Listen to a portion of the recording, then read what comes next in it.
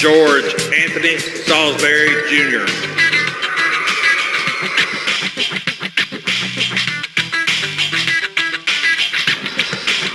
Graduating class of 2022, please stand.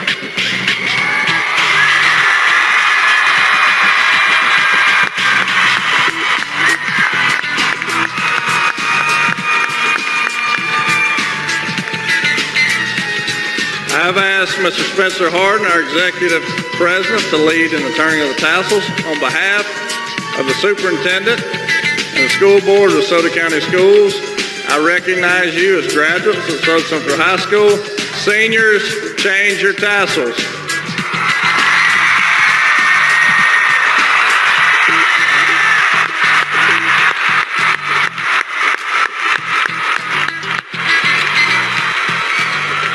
I present to you the 2022 graduating class of Desoto Central High School.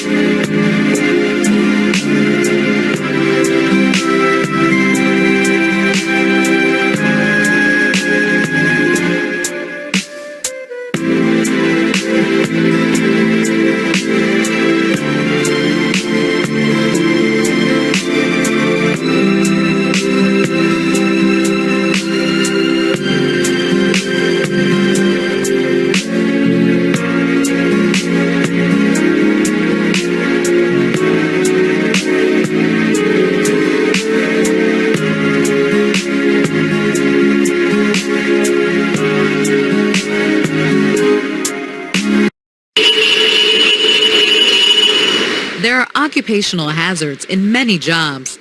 Working with machinery, chemicals, toxins, or in places that are high above or below ground can be especially dangerous. Employers are required by law to not only provide the safest workplace possible, but to properly train employees to handle on-the-job hazards responsibly. Health and safety engineers help companies understand and comply with safety laws, including fire safety and prevention. Some engineers deal with product safety. They work in manufacturing to ensure that designs of new products do not create unnecessary hazards. Engineers use a wide knowledge of mechanical, chemical, and human performance to analyze problems and create solutions. These are skills honed in college engineering courses and proved on licensing exams. Often travel is involved, and there is a risk of exposure to unsafe conditions. Engineers might work for state or local governments, or an individual company. Either way, the goal is the safety of the work environment and the products we all use. The need for health and safety engineers is ongoing, so it's safe to say this is a career with a bright future.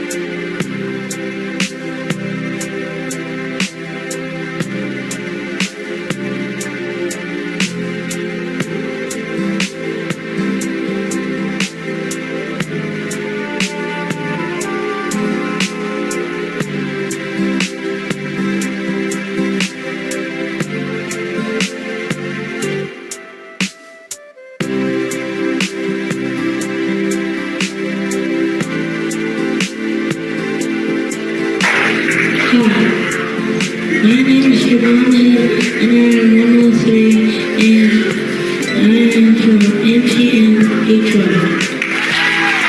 Judge 6 number 105 is Javon Hood from MTM, Detroit, number 105.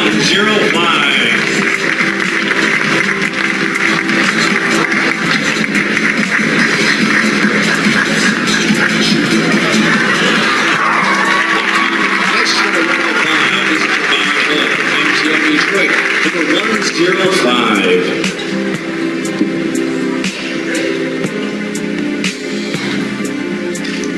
There's always room for Jello, Jello. Up next, number 105. Go on, Javon. Number 10. Go on, Javon. Javon walk. Up next, number 105 is Javon Hood from MTM Detroit, number 105.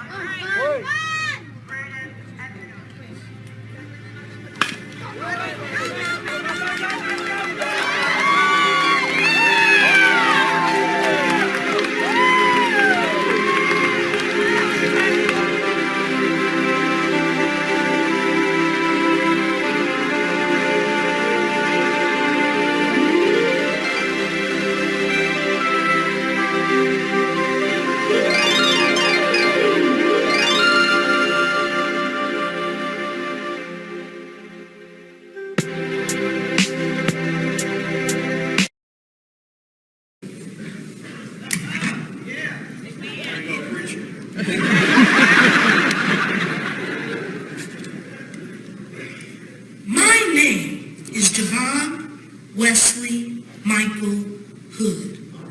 And I am greatly inspired by the history of Lewis Howard Latimer. Lewis H. Latimer, the son of runaway slaves, succeeded against the odds to become a great inventor and draftsman. Almost everyone thinks that Thomas Edison invented the light bulb. And he did, but not by himself. If Thomas Edison had not employed Lewis H. Latimer to work with him, it is quite possible that we would still be writing letters by candlelight. Lewis H. Latimer was born in Chelsea, Massachusetts, September 4th, 1848, 6 years after his parents ran away from slavery in Virginia. When he was 17 years old, he was hired as an office boy for a company that specialized in helping inventors protect their patents. By closely observing the company's draftsmen at work and reading books on the subject, Latimer taught himself mechanical drawing. After several months of studying and hard work, Lewis H. Latimer was promoted from office boy to head draftsman. Latimer's work caught the eye of Alexander Graham Bell, who hired him to draw the plans for his new invention, the telephone. Lewis H. Latimer's abilities grew, and in 1881, he and another man patented a light bulb filament made of carbon. It was an improvement over the one used by Thomas Edison in his new version of the light bulb.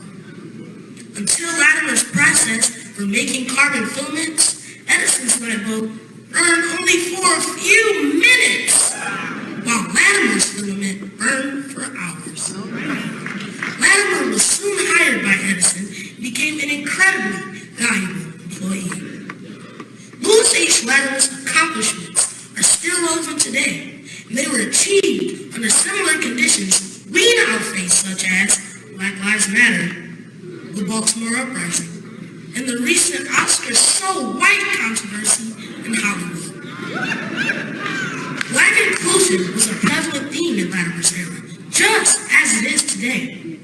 Having faced and overcome so much racial prejudice himself, Lewis H. Latimer strove to create his own life as a positive example of what African Americans can do when given freedom and equality.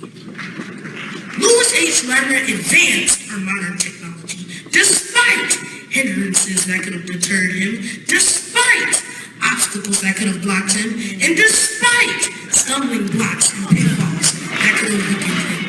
And thanks to him, we've lived in a brighter world ever since. Thank you.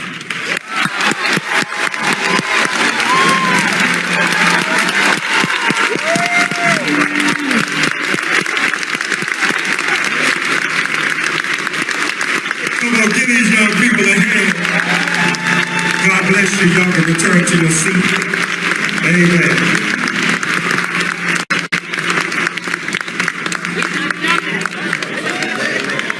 There go your mama right there. That's it. Come on, where I'm supposed to go? Now that's money right there. God bless you. Thank God for our young people. Come on, give the parents a hand. Guardians a hand. Give that young man, grandmother a hand.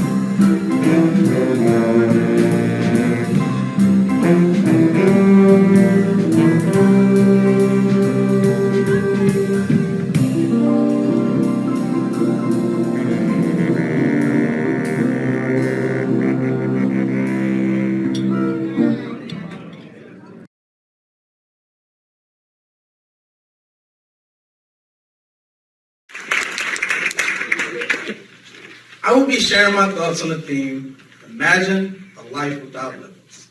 Be the future you want to see. As I imagine a life without limits, I see myself bearing the genius to discover a cure for cancer or to chart a course for exploration of the universe. As I look at you, my fellow peers, I see enormous potential in you in every sense of the word. I see movers and shakers. I see problem solvers. I see healers. I see thinkers. And I see doers. I see courageous individuals who are ready to soar off and change this world for the better in so many ways.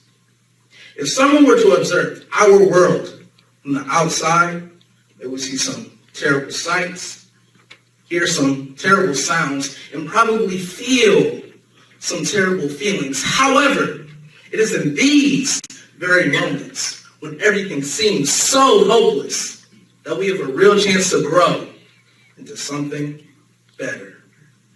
What the caterpillar calls the end of the world, we call a butterfly. So even though those sights and sounds make up most of what we see on the paper or hear on the news, the lesser publicized stories can be just as, if not more, important. There are some amazing people doing some amazing things in every field all around this world. And it is our time to join them.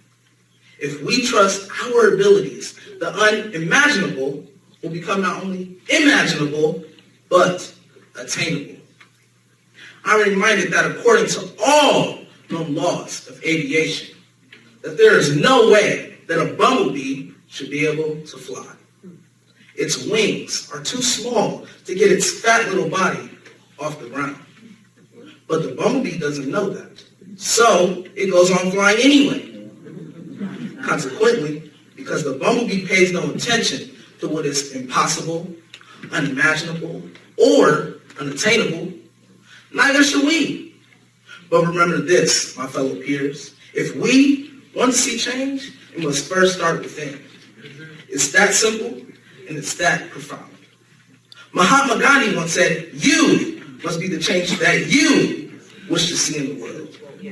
If I want the world to be better, I must be better. If I want my peers to become a certain way, I must live that way. I must be that example. Not tell them how to be, but be that person. If I want them to live fully as themselves and not wear any masks to try to fit in with others, I must be that person, free from fear of judgment, and live as I wish to live. If I want them to be successful, I must be successful. If I want them to live the life they wish to live, I must set that example by loving the life I live. I must imagine my life without limits. Deep inside, I know I have something great to bring into this world. At least one masterful work to contribute to humanity. Despite stumbling blocks and pitfalls that try to weaken me, despite hindrances that try to deter me, and despite stumbling blocks and pitfalls that try to weaken me, I will be the change that I wish to see. What awesome thing will you create? Thank you. Woo!